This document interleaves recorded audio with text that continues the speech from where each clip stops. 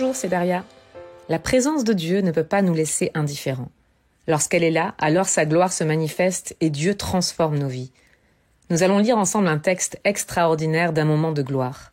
Et la bonne nouvelle, c'est que ça te concerne aussi. Dieu veut manifester sa gloire dans ta vie. Lisons ensemble Luc 9, versets 28b à 36. En ce temps-là, Jésus prit avec lui Pierre, Jean et Jacques, et il gravit la montagne pour prier. Pendant qu'il priait, l'aspect de son visage devint autre, et son vêtement devint d'une blancheur éblouissante. Voici que deux hommes s'entretenaient avec lui, c'étaient Moïse et Élie, apparus dans la gloire. Ils parlaient de son départ qui allait s'accomplir à Jérusalem. Pierre et ses compagnons étaient accablés de sommeil, mais restant éveillés, ils virent la gloire de Jésus et les deux hommes à ses côtés. Ces derniers s'éloignaient de lui, quand Pierre dit à Jésus, « Maître, il est bon que nous soyons ici. Faisons 3 tentes, une pour toi, une pour Moïse et une pour Élie. » Ils ne savaient pas ce qu'il disait. Pierre n'avait pas fini de parler qu'une nuée survint et les couvrit de son ombre. Ils furent saisis de frayeur lorsqu'ils y pénétrèrent. Et de la nuée, une voix se fit entendre. « Celui-ci est mon fils, celui que j'ai choisi.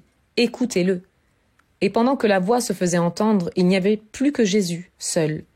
Les disciples gardèrent le silence et en ces jours-là, ils ne rapportèrent à personne rien de ce qu'ils avaient vu.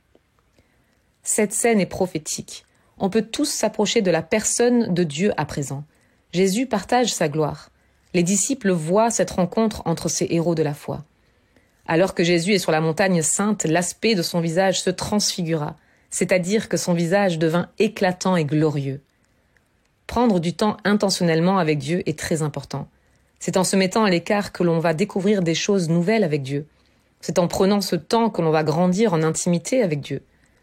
Alors, la première question que j'aimerais te poser est « Qu'est-ce qui te vole ton temps de ne pas aller sur la montagne pour prendre du temps avec Dieu ?» Les disciples Pierre, Jean et Jacques ne seront plus jamais pareils après avoir vécu le surnaturel sur cette montagne et en même temps, il était temps qu'ils redescendent pour accomplir la volonté de Dieu. Quand Pierre dit à Jésus qu'il est bon qu'il soit là et qu'il souhaite alors dresser 3 tentes, il va réagir selon les coutumes qu'il connaît. Pierre étant juif et connaissant bien les traditions de son peuple, savait qu'habituellement, lorsqu'il y a la gloire de Dieu, on y fait un tabernacle. Et quelque part, sa proposition nous montre qu'il va mettre sur un même niveau Moïse, Élie et Jésus. Pour lui, en tant que juif, Moïse est le grand libérateur et législateur de l'Ancien Testament et Élie est le représentant des prophètes. 2 des plus grands hommes de foi de l'Ancien Testament. Et là, il va placer Jésus à leur hauteur, à leur niveau. Sauf qu'à ce moment-là, la voix du Père se fait retentir. « Celui-ci est mon fils, celui que j'ai choisi. Écoutez-le. » Dieu le Père exprime avec cette phrase que Jésus est plus grand encore. Il dit « Écoutez-le ». D'ailleurs, on peut lire directement après que lorsque la voix se fit entendre, Jésus était seul. Moïse et Élie s'effacent devant la gloire de Jésus. Jésus est celui que Dieu a choisi. Il a l'onction du Saint-Esprit supérieure à celle d'Élie. Son nom est au-dessus de tout autre nom. Il est Dieu, le Fils. Écoutez-le, parce que Jésus est la parole faite chair. Personne ne peut l'égaler. L'idée de dresser 3 tentes était saugrenue, car Jésus avait encore une œuvre importante à accomplir pendant le peu de temps qui lui restait sur terre. Lorsque l'on voit quelque chose de son naturel, une rencontre avec Dieu, on aurait cette tendance naturelle à vouloir y rester.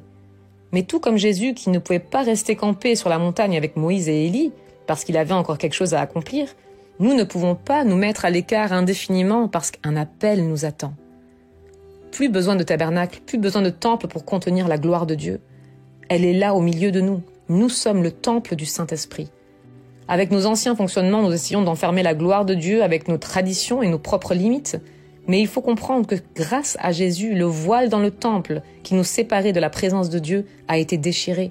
La gloire de Dieu n'est plus simplement dans le tabernacle. Sa voix ne retentit pas seulement dans le lieu très saint du temple. Non, aujourd'hui, nous avons accès à la gloire de Dieu, nous avons accès à sa présence divine et à sa parole faite chair en la personne de Jésus. La présence de Dieu est vitale. Passer du temps dans son intimité est la meilleure chose que l'on puisse vivre, mais nous avons une mission sur cette terre. Nous sommes là pour partager la bonne nouvelle. Arrêtons de dresser une tente et à s'accrocher à des histoires du passé. On a peut-être vécu des choses extraordinaires avec Dieu dans le passé et on a tendance à s'accrocher à ces histoires. J'entends parler parfois de témoignages qui datent de dizaines d'années et merci Seigneur pour toute son action et sa grâce, mais ne faisons pas la même erreur que Pierre à vouloir bâtir des tentes des tabernacles autour de nos témoignages passés, parce que Dieu veut manifester sa gloire aujourd'hui et maintenant dans notre vie. Et cela par la puissance du Saint-Esprit. Il est là pour manifester la gloire de Jésus dans nos vies. Tu peux être et vivre le témoignage de Dieu chaque jour de nouveau, au lieu de ressasser toujours la même histoire aussi glorieuse soit-elle. Dieu le Père veut se manifester dans ta vie. Il veut te guérir, te libérer par l'action de son esprit parce qu'il t'aime. Saisis cette vérité en cette nouvelle journée. Je prie que l'Esprit de Dieu se glorifie maintenant dans ta vie au nom de Jésus. Amen.